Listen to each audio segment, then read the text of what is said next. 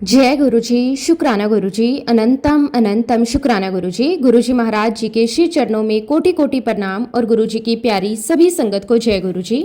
संगत जी, गुरुजी महाराज जी का प्रेम बहुत ही निर्मल, निस्वार्थ और असीम है। वे बिना किसी भेदभाव के अपनी कृपा सब पर बरसाते हैं। जो भी सच्चे मन से उन्हें याद करता है, उन्हें अपना मानता है, गुरुजी महाराज उसकी हर एक बात सुनते हैं, उसके हर एक दर्द को समझते हैं और सही समय पर उसका मार्गदर्शन करते हैं। गुरुजी महाराज केवल हमारी इच्छाओं को पूरा करने वाले नहीं हैं, बल्कि वे हमारे जीवन को सही दिशा देने वाले मार्गदर्शक हैं। वे हमें हर परिस्थिति में धैर्य रखना, विश्वास रखना और पॉजिटिव रहना सिखाते हैं। उनकी कृपा से ही हम जीवन की कठिनाइयों को पार करने की शक्ति पाते हैं। उनकी महिमा अपरंपार है, उनकी लीलाएं अनंत हैं, उनका स्नेह अटूट है। गुरुजी महाराज अपनी संगत से बेइंतहा प्यार करते हैं और हर पल उनकी रक्षा करते हैं, उनका मार्गदर्शन करते हैं और उन्हें अपने चरणों से जुड़े रहने का सौभाग्य प्रदान करते हैं। संगत जी, आज का सत्संग बहुत ही सुंदर, बहुत ही प्यारा सत्संग है। गुरुजी महाराज जी की बहुत ही प्यारी और पुरानी संगत करणवीर आंटी का सत्संग है। संगत जी, सत्संग को पूरा जरूर सुने, पूरे भक्ति भाव के साथ सुने, क्योंकि हर एक सत्संग में गुरुजी महाराज अपनी भरपूर ब्लेसिंग्स हमें देते हैं। संगत जी, सत्संग शुरू करने से पहले मैं आप सबसे एक छोटी सी रिक्वेस्ट करूंगी कि अगर अभी तक आपने गुरुजी की संगत चैनल को सब्सक्राइब नहीं किया है तो हमारे इस चैनल को सब्सक्राइब जरूर कर लें, क्योंकि इस चैनल पर आपको गुरुजी के बहुत ही प्यारे प्यारे सत्संग सुनने को मिलते रहेंगे। तो चलिए संगत जी, पूरे श्रद्धा भाव के साथ इस सत्संग की शुरुआत करते हैं। जय गुरुजी, शुक्राना गुरुजी, अनंतम अनंतम शुक्राना गुरुजी। संगत जी, सबसे पहले मैं दिल से गुरुजी महाराज जी का लख लख शुक्राना करती हूँ कि उन्होंने मुझे अपनी शरण में जगह दी, मुझे अपने चरणों से जोड़ा और मुझे इस योग्य समझा कि मैं उनके बारे में कुछ कह सकूं। सच कहूं संगत जी, मेरे जीवन में जो भी अच्छा है, जो भी सुख है, जो भी शांति है, सब कुछ केवल और केवल गुरुजी महाराज जी की कृपा है। संगत जी, मेरे गुरुजी महाराज जी से जुड़ने की शुरुआत भी बहुत ही साधारण तरीके से हुई थी, लेकिन जैसे जैसे समय बीतता गया मैंने महसूस किया कि ये कोई साधारण जुड़ाव नहीं, बल्कि एक बहुत ही गहरा और दिव्य रिश्ता है। धीरे धीरे मेरा विश्वास बढ़ता गया और मैंने हर परिस्थिति में गुरुजी को अपने साथ महसूस करना शुरू कर दिया। जब जब मेरे जीवन में कठिन समय आया, जब मन घबराया, जब रास्ते बंद लगने लगे, तब तब गुरुजी ने मुझे संभाला। कई बार ऐसा हुआ कि मैं अंदर से बिल्कुल टूट चुकी थी, लेकिन फिर किसी न किसी रूप में, किसी न किसी संकेत के जरिए गुरुजी ने मुझे हिम्मत दी, मुझे उठाया और आगे बढ़ने की ताकत दी। संगत जी, मैंने अपने जीवन में ये बहुत गहराई से महसूस किया कि गुरुजी हमारी छोटी बड़ी बात को सुनते हैं। हम चाहे बोलकर कहें या मन में ही सोचें, गुरुजी तक सब पहुंचता है और सही समय पर वो उसका जवाब भी देते हैं, वो भी ऐसे तरीके से कि हमारा विश्वास और मजबूत हो जाता है। कई बार ऐसा हुआ कि मैंने मन ही मन गुरुजी से कुछ कहा, कुछ समय बाद ही उसी बात का समाधान अपने आप सामने आ गया। उस समय दिल से बस यही निकला, शुक्राना गुरुजी, आपका कोटि कोटि शुक्राना। संगत जी, गुरुजी का प्यार बहुत ही निराला है। वो हमें बिना किसी शर्त के अपनाते हैं, हमें कभी जज नहीं करते, बल्कि हमें हर हाल में स्वीकार करते हैं। हम चाहे जैसे भी हों, जितनी भी गलतियां की हों, अगर हम सच्चे दिल से उनके पास जाएं तो वो हमें गले लगा लेते हैं। मेरे जीवन में भी कई ऐसे पल आए जब मुझे लगा कि अब कुछ ठीक नहीं होगा, लेकिन गुरुजी ने हर बार मेरी नैया पार लगाई। उन्होंने मुझे सिखाया कि हर परिस्थिति में विश्वास बनाए रखना है, चाहे हालात कितने भी मुश्किल क्यों ना हो।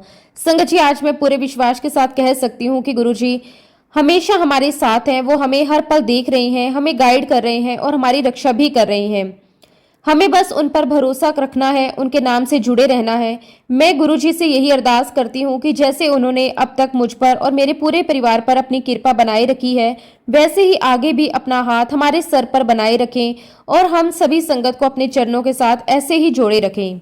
संगत जी, मेरे पेरेंट्स गोविंदगढ़ में रहने वाले थे। हमारा परिवार बहुत ही साधारण था, सीधी सादी जीवन शैली, छोटे छोटे सपने, एक दूसरे के साथ जुड़ा हुआ एक प्यारा सा परिवार। हम 2 बहनें थी और एक छोटा भाई था, लेकिन संगत जी हमारा भाई जन्म से ही एक स्पेशल चाइल्ड था। उसकी तबीयत बहुत नाजुक रहती थी, वो अक्सर बीमार पड़ जाता था। बचपन से ही हमने उसे अस्पतालों, दवाइयों और इलाज के बीच में बड़ा होते देखा। संगत जी, उसकी हालत ऐसी थी कि कभी उसे तेज बुखार आ जाता, कभी सांस लेने में दिक्कत होती, कभी अचानक उसकी तबीयत इतनी बिगड़ जाती कि हमें तुरंत अस्पताल भागना पड़ता। हम उसे ना जाने कितने डॉक्टरों के पास लेकर गए, छोटे शहरों से लेकर बड़े अस्पतालों तक, कई स्पेशलिस्ट को दिखाया, तरह तरह के टेस्ट करवाए, लेकिन संगत जी उसकी बीमारी का सही कारण कभी समझ ही नहीं आया। हर डॉक्टर कुछ ना कुछ अलग कहता, लेकिन कोई भी निश्चित रूप से ये नहीं बता पा रहा था कि आखिर समस्या असल में है क्या। इस वजह से मेरी मम्मी बहुत ही ज़्यादा परेशान रहती थी। दिन रात उनकी चिंता खत्म ही नहीं होती थी। एक माँ के लिए अपने बच्चे को इस हालत में देखना कितना कठिन होता है, ये वही समझ सकता है जिसने वो दर्द महसूस किया हो। मम्मी का हर दिन अस्पतालों के चक्कर लगाने में, दवाइयों का ध्यान रखने में और भगवान से प्रार्थना करने में ही बीतता था। उनके मन में हमेशा एक बेबसी रहती थी कि आखिर वो अपने बच्चे के लिए क्या करें, कैसे उसे ठीक करें। संगत जी, उस समय हम सब बहुत छोटे थे, लेकिन घर का माहौल हमें भी प्रभावित करता था। हर समय एक चिंता, एक डर का वातावरण रहता था। लेकिन आज जब हम पीछे मुड़कर देखते हैं तो समझ आता है कि वह समय केवल कष्ट का नहीं था, बल्कि वो हमें एक बहुत बड़े मार्ग की ओर ले जाने की तैयारी कर रहा था। जब ईश्वर हमें अपनी शरण में बुलाना चाहते हैं तो कई बार जीवन में ऐसे दुख और कष्ट आते हैं जो हमें भीतर से झंझोर देते हैं और हमें उस शक्ति की तलाश में लगा देते हैं जो इन सब का समाधान कर सके। उस समय तो हमें यही लगता था कि हमारे साथ ही ऐसा क्यों हो रहा है, हम ही क्यों इस दर्द से गुजर रहे हैं। लेकिन संगत जी, वही दर्द आगे चलकर सबसे बड़ा वरदान बन जाता है, क्योंकि वही हमें गुरु तक ले जाता है। साल 1992 की बात है संगत जी, जब मेरी मम्मी पहली बार गुरुजी महाराज जी से जुड़ी। उस समय गुरुजी जालंधर में विराजमान थे। ये जुड़ाव भी कोई संयोग नहीं था, बल्कि गुरुजी की ही एक लीला थी, एक बुलावा था। मेरी बड़ी बहन की एक फ्रेंड जालंधर में रहती थी। उसने एक दिन दीदी से कहा कि उनके पास के एक गांव में एक संत महात्मा आए हुए हैं, अगर हम अपने भाई को वहां लेकर जाएं तो वो जरूर ठीक हो जाएगा। ये सुनकर मम्मी के मन में एक उम्मीद जगी। एक माँ के दिल में जब अपने बच्चे के लिए उम्मीद की एक छोटी सी किरण भी दिखाई देती है तो वो उसे पकड़ने के लिए हर संभव प्रयास करती है। इसी उम्मीद के साथ संगत जी, मेरी मम्मी और दीदी मेरे भाई को लेकर जालंधर के लिए निकल पड़े।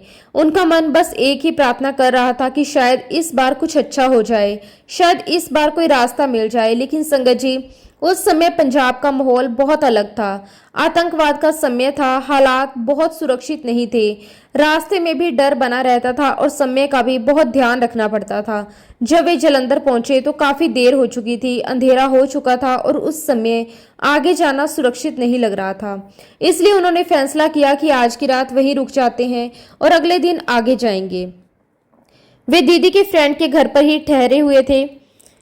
वहां उनकी फ्रेंड की आंटी ने उनसे बात की और जब उन्हें पता चला कि वे अपने बेटे के इलाज के लिए आए हैं तो उन्होंने बहुत ही सहजता से एक बात कही। उन्होंने कहा कि जहां भी आपको जाना है वो आप बाद में चले जाना, लेकिन पहले आप जालंधर की डिफेंस कॉलोनी में एक महान गुरुजी हैं, आप एक बार उनके दर्शन करके जरूर जाओ। संगत जी, यही वो पल था जिसने हमारी पूरी जिंदगी की दिशा बदल दी। वो एक साधारण सा सुझाव नहीं था, बल्कि वो गुरुजी का बुलावा था। मम्मी और दीदी ने बिना ज्यादा सोचे समझे उस बात को मान लिया और उसी रात वो आंटी के साथ गुरुजी महाराज जी के दर्शन के लिए डिफेंस कॉलोनी पहुंच गए। जैसे ही उन्होंने गुरुजी महाराज जी के दरबार में कदम रखा, संगत जी उन्हें एक अलग ही अनुभव हुआ। एक ऐसी शांति जो उन्होंने पहले कभी महसूस नहीं की थी, एक ऐसा सुकून जो उनके भीतर तक उतर गया। उन्हें ऐसा लगा जैसे मन की सारी बेचैनी, सारी चिंता वहीं खत्म हो गई। वहां का वातावरण बहुत ही दिव्य था, शब्द गुरबानी चल रही थी, संगत बैठी हुई थी, हर तरफ एक अद्भुत ऊर्जा महसूस हो रही थी। मम्मी और दीदी वहां बैठ गए और लंबे समय तक वहीं बैठे रहे। वो शब्द सुनते रहे, उस माहौल को महसूस करते रहे और पूरी तरह से उसी में खो गए। संगत जी, वो अनुभव ऐसा था जिसे शब्दों में बांधना संभव ही नहीं है, वो केवल महसूस किया जा सकता है। एक ऐसा अनुभव जो दिल को छू जाए, आत्मा को शांति दे दे और मन को पूरी तरह स्थिर कर दे। जब वे वापस आए तो मैंने फोन पर उनसे पूछा कि क्या बाबा जी से मिले। क्या कहा उन्होंने? मैं भी बहुत उत्सुक थी ये जानने के लिए कि वहाँ क्या हुआ। तब दीदी ने मुझे बताया कि बाबा जी से तो सीधे मुलाकात नहीं हो पाई, लेकिन हम गुरुजी के दर्शन करके आए हैं और उन्होंने जो बात कही वो आज भी मेरे दिल में बसी हुई है। उन्होंने कहा कि वहां जाकर जो शांति और सुकून मिला है वो हमें कहीं और नहीं मिला। उन्होंने ये भी बताया कि वह स्थान बहुत ही दिव्य है, वहाँ हर तरह की परेशानियों से जूझ रहे लोग आते हैं, लेकिन गुरुजी के दरबार में जाकर सब कुछ जैसे हल्का हो जाता है। वहाँ एक ऐसी ऊर्जा है जो हर दर्द को कम कर देती है। संगत जी, सबसे खास और सबसे इम्पोर्टेंट बात ये थी कि जब मम्मी और दीदी वहाँ से वापस आने लगे तो गुरुजी महाराज जी ने उनसे ज्यादा कुछ नहीं कहा। उन्होंने बस एक ही वाक्य कहा, आंधे रिया करो, और वही एक वाक्य हमारे लिए जीवन का मार्गदर्शन बन गया। इसके बाद संगत जी, जब मैं अपनी मम्मी और दीदी के साथ पहली बार गुरुजी महाराज जी के दर्शन के लिए जालंधर गई, तो वो अनुभव मेरे जीवन का एक ऐसा मोड़ बन गया जिसे मैं आज तक भूल नहीं पाई। जैसे ही मैंने दरबार में प्रवेश किया और मेरी नजर गुरुजी महाराज जी पर पड़ी, मैं बस उन्हें देखती ही रह गई। ऐसा लगा जैसे समय वहीं थम गया हो। उनके चेहरे पर इतना तेज, इतना नूर और इतनी दिव्यता थी कि शब्दों में उसका वर्णन करना संभव ही नहीं है। संगत जी, उनकी आंखों में एक अजीब सा आकर्षण था, एक ऐसा अपनापन जिसे वो आपको पूरी तरह जानते हो, जैसे वो आपके मन की हर एक बात पढ़ सकते हो। मन बार बार उन्हें देखने को करता था, लेकिन उनकी डिवाइन एनर्जी इतनी प्रबल थी कि ज्यादा देर तक उनकी ओर देख पाना आसान नहीं था। कुछ ही पलों में मेरी नजरें अपने आप झुक जाती थी, जैसे कोई अदृश्य शक्ति मुझे विनम्र बना रही हो। वहां बैठते ही एक अलग ही शांति महसूस होती थी। गुरुजी के दरबार में जो शब्द गुरबानी चलती थी, उसकी ध्वनि इतनी प्रभावशाली और इतनी गूंजदार होती थी कि हर व्यक्ति अपने आप उसमें खो जाता था। ऐसा लगता था जैसे वह शब्द सीधे दिल में उतर रहे हों। कोई इधर उधर देख ही नहीं पाता था, किसी का ध्यान भटकता ही नहीं था। वहां बैठकर बात करने का तो सवाल ही नहीं था।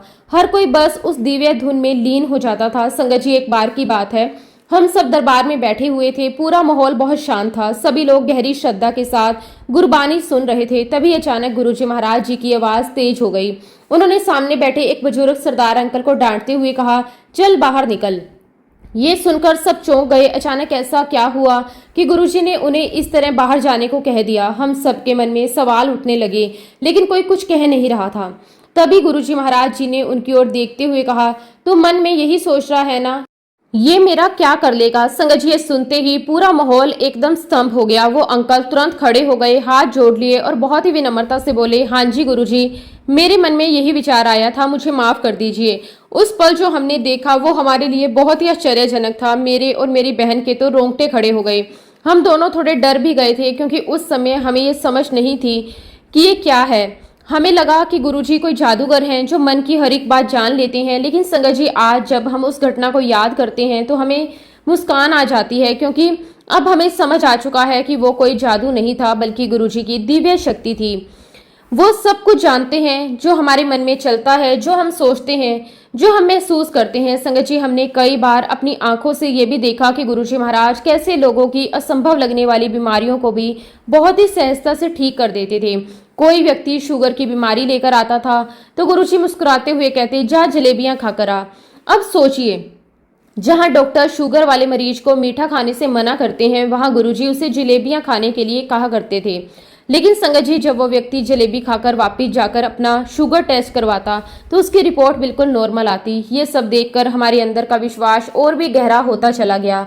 हमें ये एहसास होने लगा कि गुरुजी की कृपा के आगे हर बीमारी, हर परेशानी छोटी है। संगत जी, बचपन से ही मुझे सांपों का बहुत ही ज्यादा डर था। ये सिर्फ डर नहीं था, बल्कि एक तरह का फोबिया था। कहीं भी सांप का नाम सुनकर ही मैं घबरा जाती थी, और ये बात मैंने किसी को खास तौर पर बताई भी नहीं थी। बस मेरे मन के अंदर ही ये डर था। एक दिन हम दरबार में बैठे हुए थे।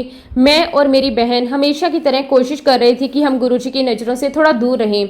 हम या तो सेवा में लगे रहते थे या फिर किसी कोने में जाकर बैठ जाते थे, ताकि गुरुजी की सीधी नज़र हम पर ना पड़े। बचपन में थोड़ा संकोच भी होता था और थोड़ा डर भी। लेकिन संगत जी, उस दिन शायद कुछ और ही होना था। हम एक कोने में बैठे हुए थे, मम्मी हमारे पास ही थी। तभी अचानक गुरुजी महाराज अपनी गद्दी से उठे। उन्होंने अपना कुशन उठाया और धीरे धीरे चलते हुए सीधे हमारी तरफ आ गए। वो आकर मेरी मम्मी के पास बैठ गए। अब संगत जी, गुरुजी बिल्कुल मेरे सामने थे। मेरा दिल जोर जोर से धड़कने लगा। मैं समझ ही नहीं पा रही थी कि क्या करूं, नजर उठाऊं या झुकाकर बैठी रहूं। गुरुजी मम्मी से मेरे भाई के बारे में बात कर रहे थे। उनका स्वर बहुत ही स्नेहपूर्ण था। वो हर बात बड़े ध्यान से सुन रहे थे, बहुत ही प्यार से जवाब दे रहे थे। तभी अचानक उन्होंने मेरी तरफ देखा। उनके चेहरे पर एक हल्की सी शरारती मुस्कान थी, ऐसी मुस्कान जिसमें प्यार भी था और एक गहरी समझ भी। उन्होंने मुझे देखते हुए कहा, तुझे पता है, मैं सांप निकाल देता हूँ। निकालो पॉकेट में से सांप। संगत, ये सुनते ही मेरी हालत खराब हो गई। मेरा दिल और भी तेजी से धड़कने लगा। मुझे ऐसा लगा जैसे अब सच में कुछ होने वाला है। उस समय मेरे मन में यही चल रहा था कि गुरुजी तो मन की हर एक बात जानते हैं। तो ये सच में सांप भी निकाल सकते हैं। मैं डर के मारे तुरंत बोल पड़ी, नहीं गुरुजी, आप ऐसा मत करना। मेरी आवाज में डर साफ झलक रहा था। जैसे ही मैंने ये कहा, गुरुजी मुस्कुरा दिए। उनकी मुस्कान बहुत ही प्यारी थी, जैसे एक पिता अपने बच्चे की मासूमियत पर मुस्कुराता है। और फिर उन्होंने बहुत ही सहजता से कहा, अरे नहीं, मैं नहीं निकालता सांप। उस पल संगत जी मुझे अंदर से एक बहुत ही गहरा एहसास हुआ, एक ऐसा एहसास जिसे शब्दों में पूरी तरह व्यक्त करना शायद संभव नहीं है। मुझे ये महसूस हुआ कि गुरुजी महाराज सच में सब कुछ जानते हैं, केवल वही बातें नहीं जो हम बाहर से कहते हैं, बल्कि हमारे मन के सबसे छिपे हुए डर, हमारी कमजोरियां, हमारी सोच, सब कुछ उनके सामने बिल्कुल स्पष्ट होती हैं। मेरे मन में जो बचपन से सांपों का डर था, जिसे मैंने कभी खुलकर किसी से शेयर भी नहीं किया था, वो भी गुरुजी जानते थे। और जिस तरह उन्होंने उस डर को एक हल्के फुल्के मजाक के माध्यम से सामने लाया, वो अपने आप में एक बहुत बड़ी शिक्षा थी। उन्होंने ना तो मुझे डराया, ना ही सीधे उस पर बात की, बल्कि इतने सहज तरीके से उसे छुआ कि मेरा डर खुद ब खुद हल्का होने लगा।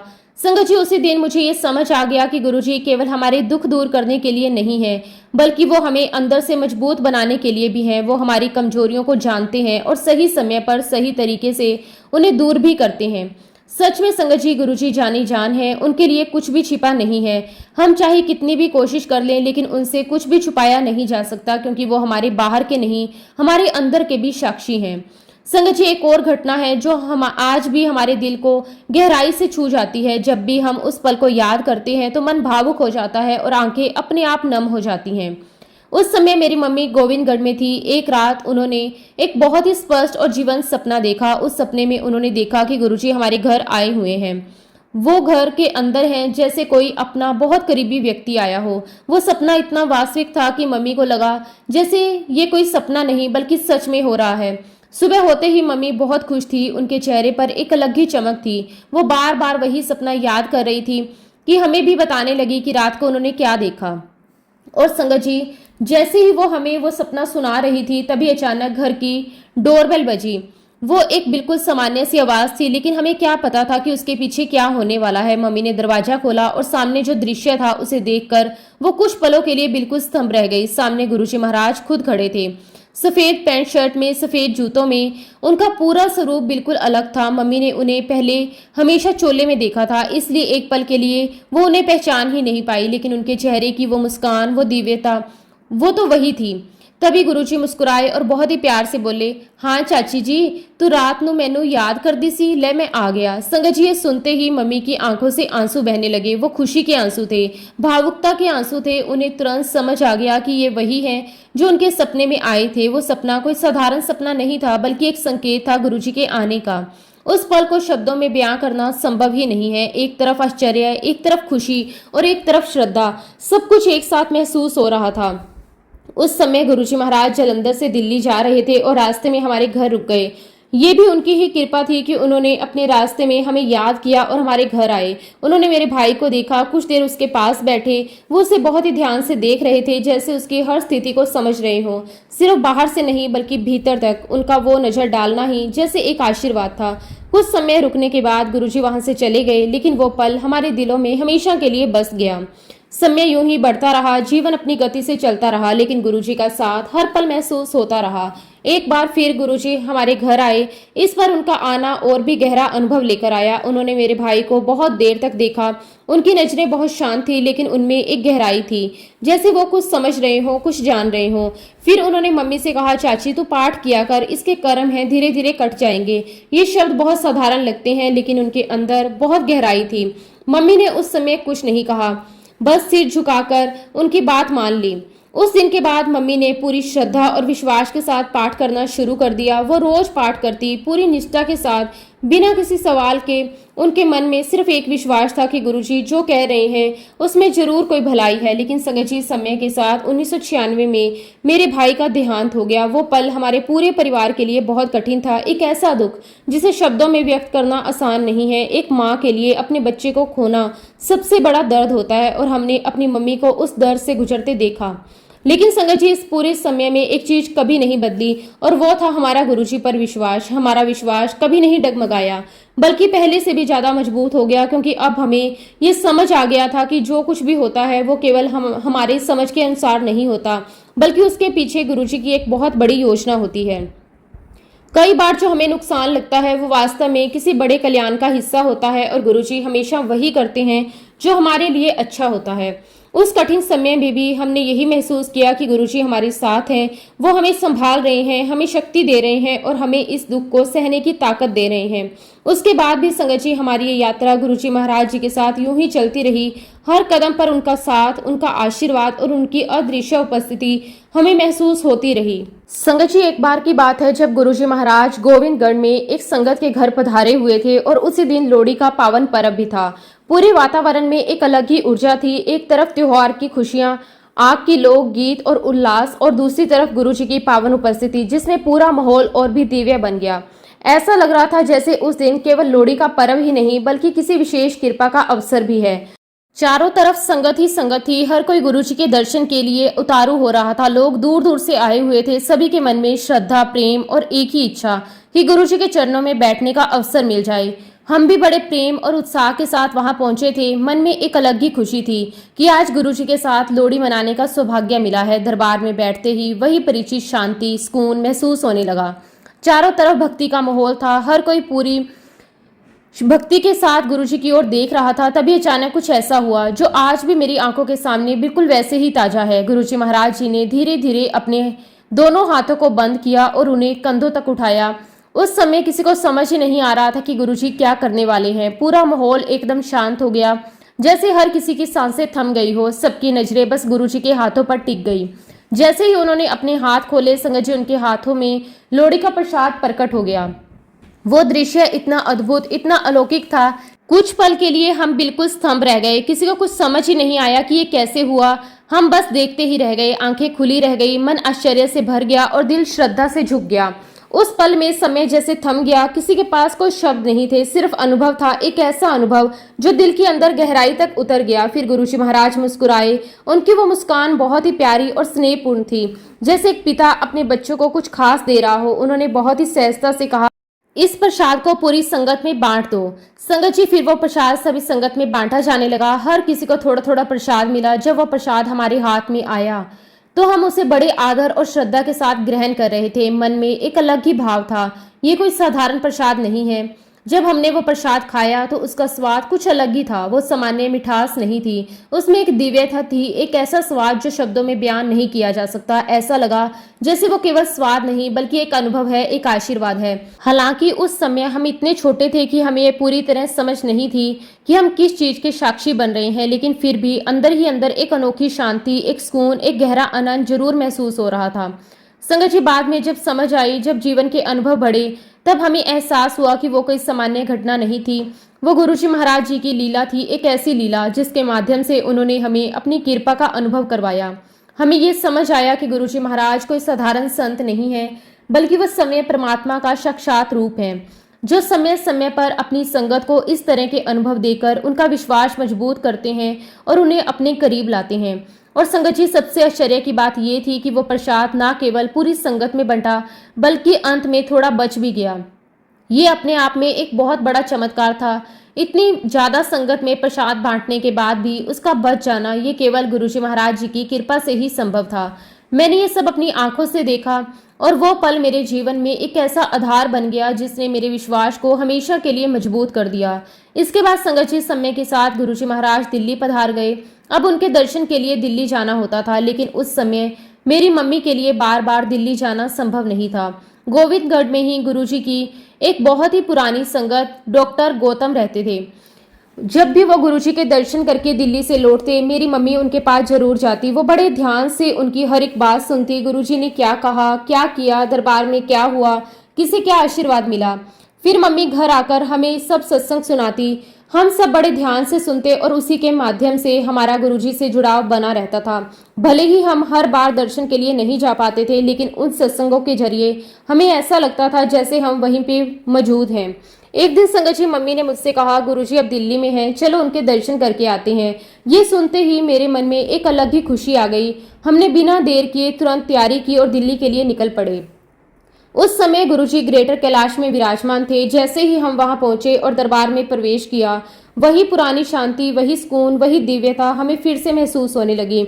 जैसे ही गुरुजी की नज़र हम पर पड़ी, उन्होंने हमें देखते ही बहुत ही अपने भरी मुस्कान के साथ कहा, हाँ चाची की हाल है। संगत जी, उनकी आवाज़ में जो अपनापन था वो सीधे दिल को छू गया। ऐसा लगा जैसे कोई बहुत ही अपना व्यक्ति हमें पुकार रहा हो। मम्मी ने भी बहुत ही श्रद्धा से कहा कि सब ठीक है गुरुजी, बस आपके दर्शन करने आए हैं।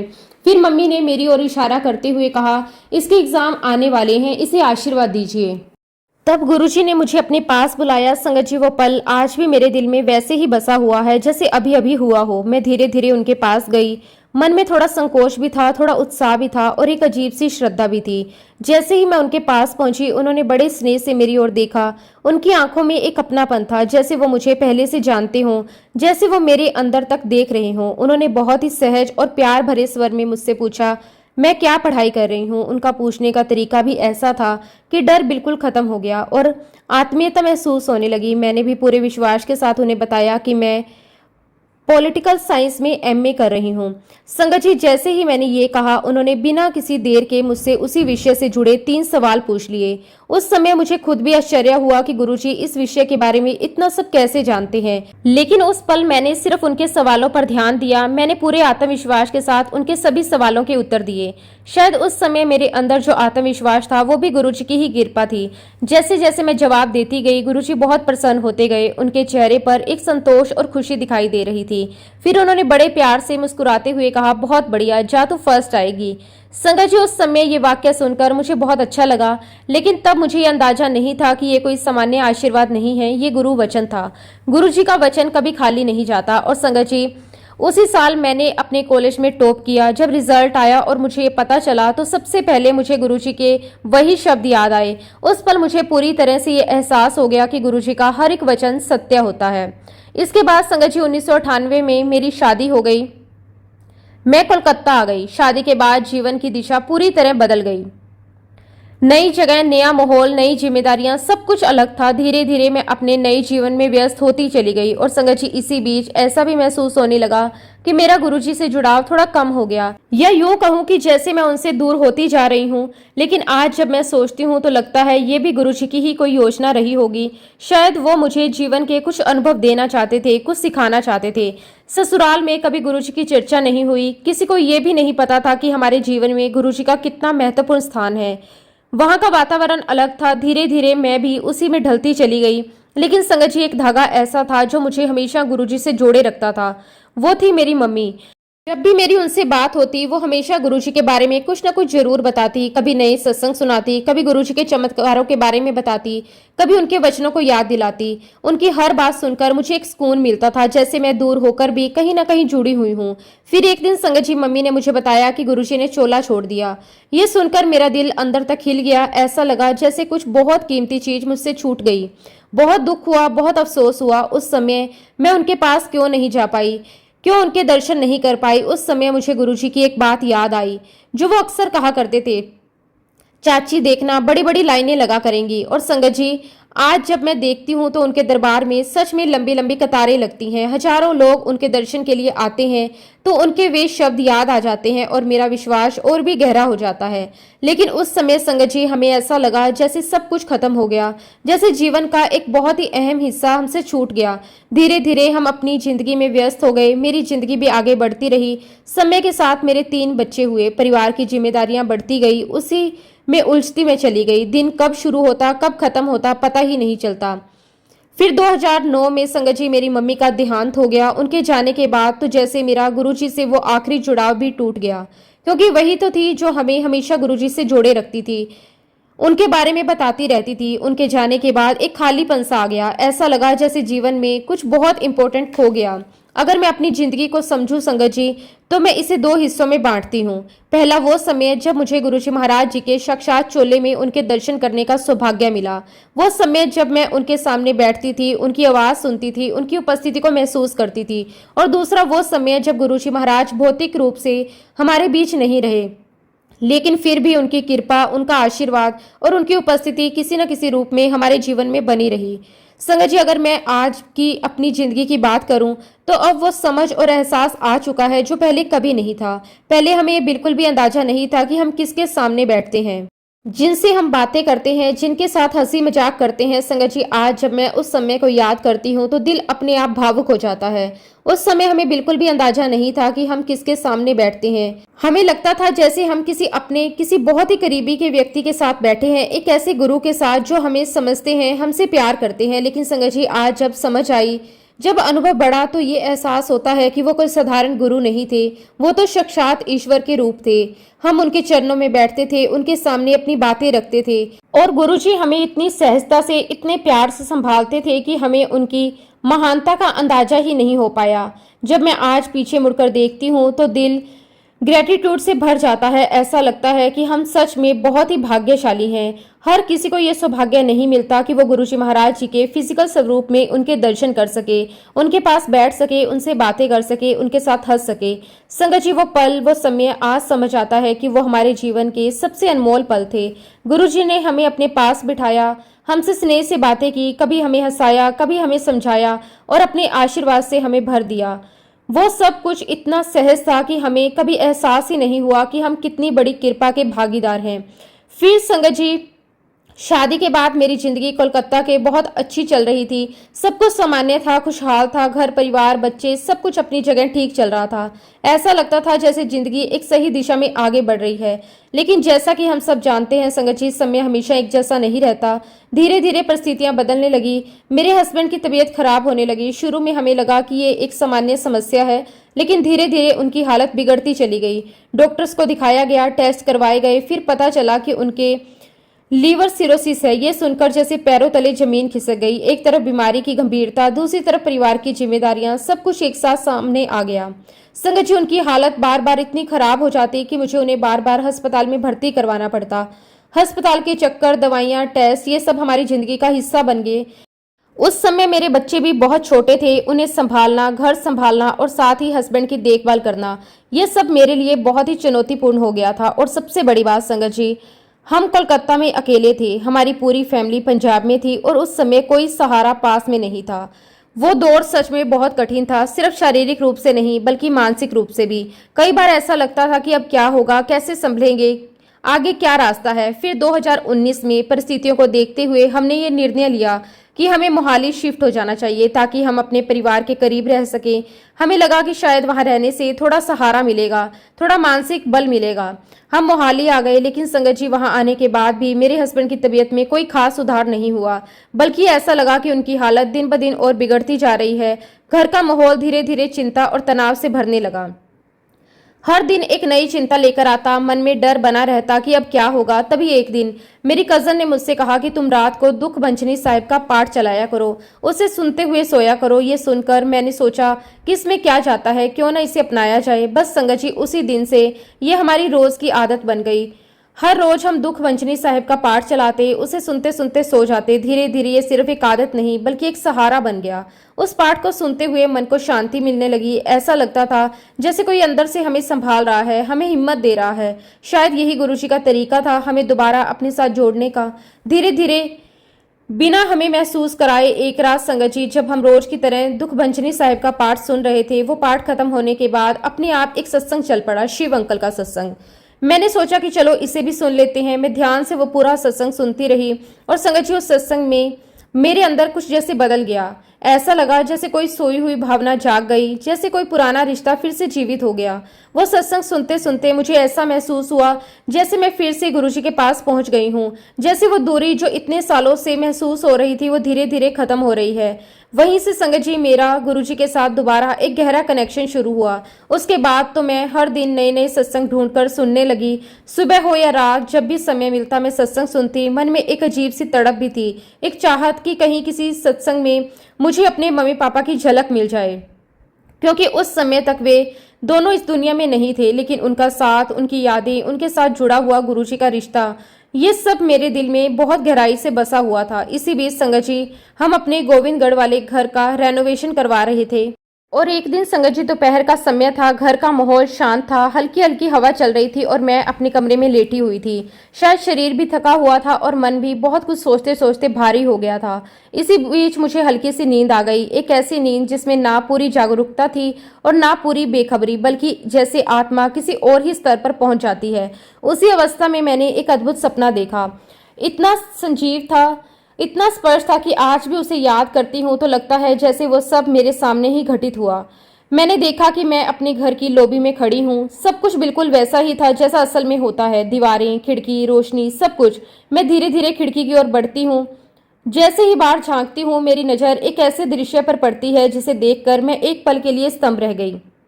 सामने एक विशाल स्वरूप खड़ा था, इतना ऊंचा कि लगभग 7 फीट से भी अधिक। वह स्वरूप भगवान शिव का था।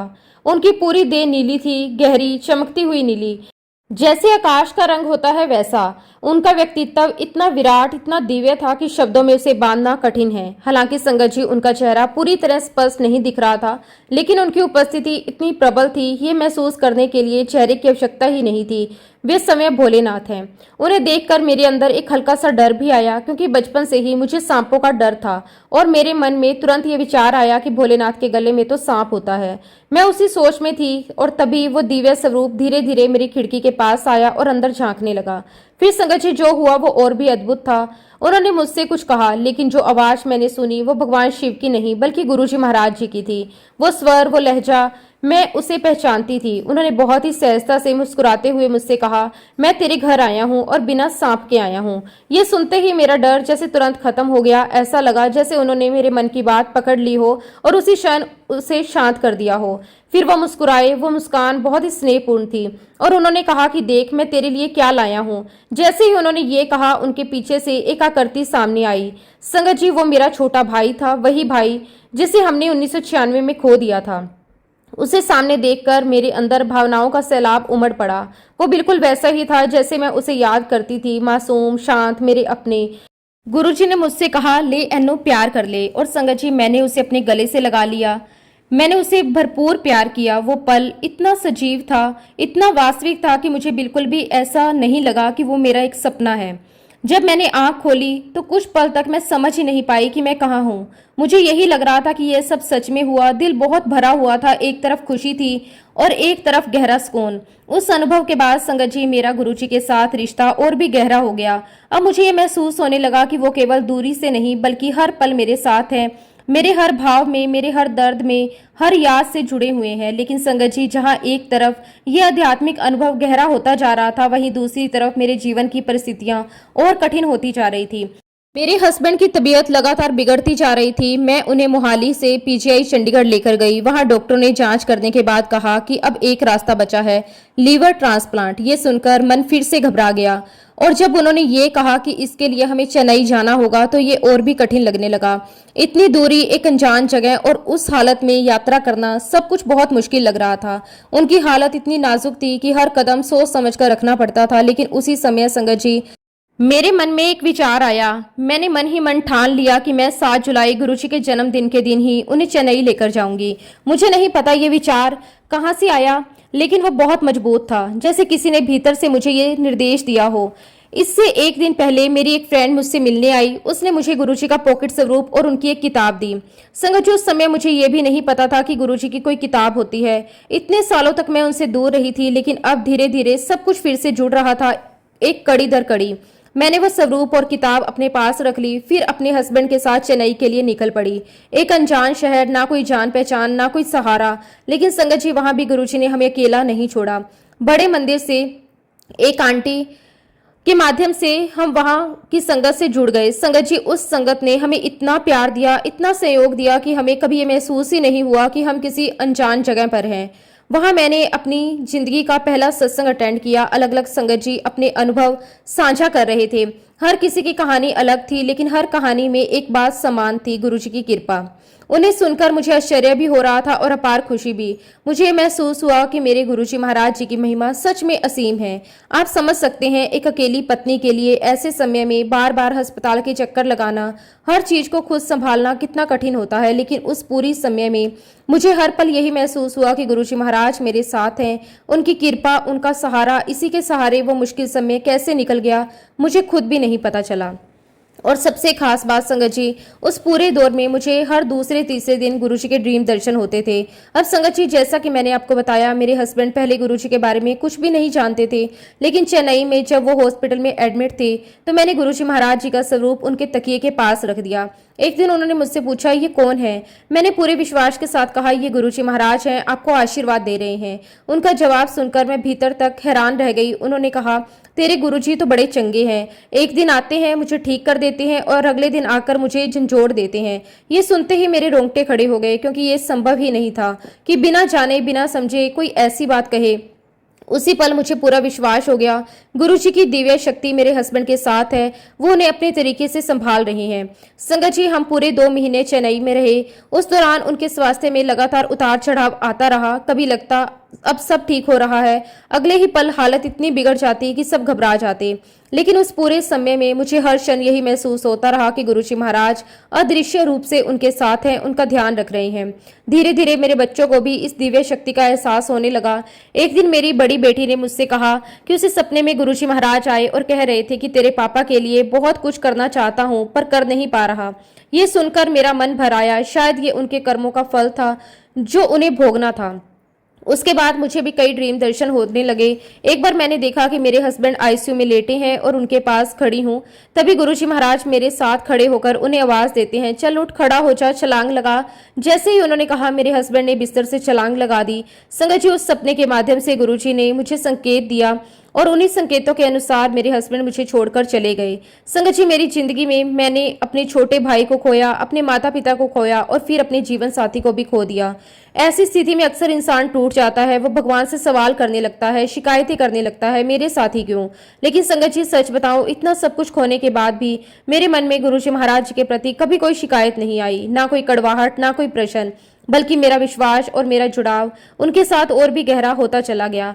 मैं आप सभी संगत से बस यही कहना चाहूंगी, जब भी हम किसी अपने को खोते हैं तो दुख जरूर होता है, लेकिन उस दुख में डूबने की बजाय हमें उनकी आत्मा की शांति के लिए प्रार्थना करनी चाहिए। हमें गुरुजी महाराज जी से अरदास करनी चाहिए कि वे उन्हें अपने श्री चरणों में स्थान दें।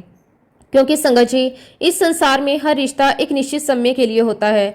हम यहाँ अपने अपने कर्म निभाने आते हैं। कौन हमारे साथ कितना समय रहेगा ये हमारे हाथ में नहीं होता। इसलिए कभी भी अपने मन में ये विचार नहीं आने देना कि गुरुजी ने मेरे साथ ही ऐसा क्यों किया, वैसा क्यों किया, बल्कि हर परिस्थिति में हमारा विश्वास और मजबूत होना चाहिए। और इसी के साथ संगत जी, अब मैं अपने शब्दों को, अपनी वाणी को यहीं पे विराम देती हूँ। जब भी गुरुजी महाराज मुझे आज्ञा देंगे, मैं अपना अगला शुक्राना सत्संग भी आप सबके साथ जरूर शेयर करूंगी। जय गुरुजी, शुक्राना गुरुजी, अनंतम अनंतम शुक्राना गुरुजी। ओम नमः शिवाय, शिवजी सदा सहाय। ओम नमः शिवाय, गुरुजी सदा सहाय। जय गुरुजी, शुक्राना गुरुजी।